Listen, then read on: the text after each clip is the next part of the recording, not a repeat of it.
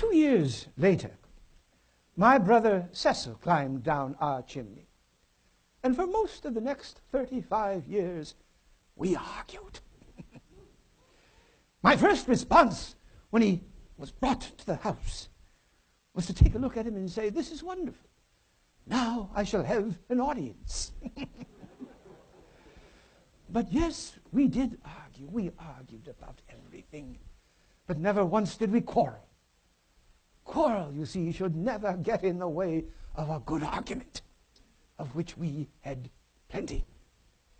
But we didn't argue about domesticity, about the virtues of domesticity.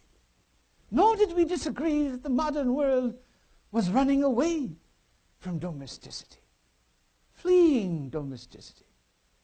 It's really been a drift, not a drive.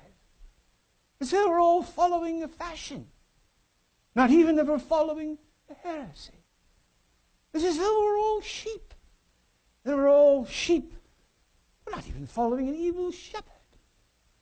We're following, more often than not, the state. And without the family, ladies and gentlemen, we are all helpless before the state. I don't know if there's anything more important that I can say this evening than that. Without the family, we are helpless before the state. Yes, we are in the process, I fear. And Cecil, before he died at the end of World War I, was fearing this as well. That we are all sheep. Yes, I know. Real sheep. Real sheep. A little dog can drive all those sheep. But where is that dog driving them? He's either driving them into the field or he's driving them home. But where are we being driven? We're being driven into the arms of the state, it seems to me. Oh, I know there are those who say that state officials can make very good parents if you pay them enough. Yes, they do say that, don't they? But I also believe that there is a God in heaven who created a world in which there were always to be two people who would do out of love by way of raising their children.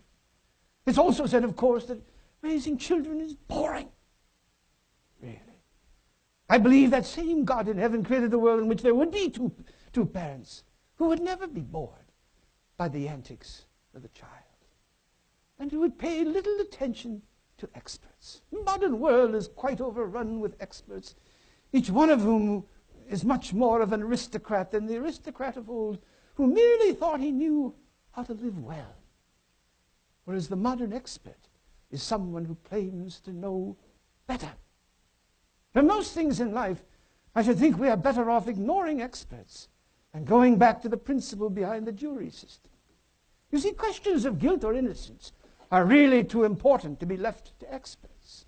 Well, if we want a library catalogued or a bank audited or a solar system discovered, well, we can turn to experts.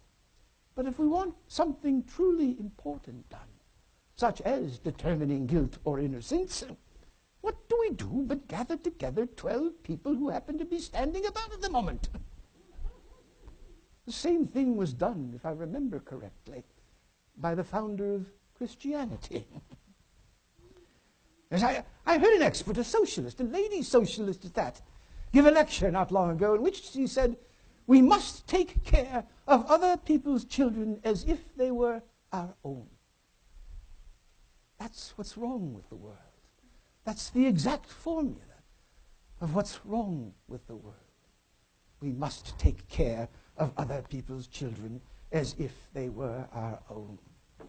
Even the Bolsheviks have discovered that the family is a real institution.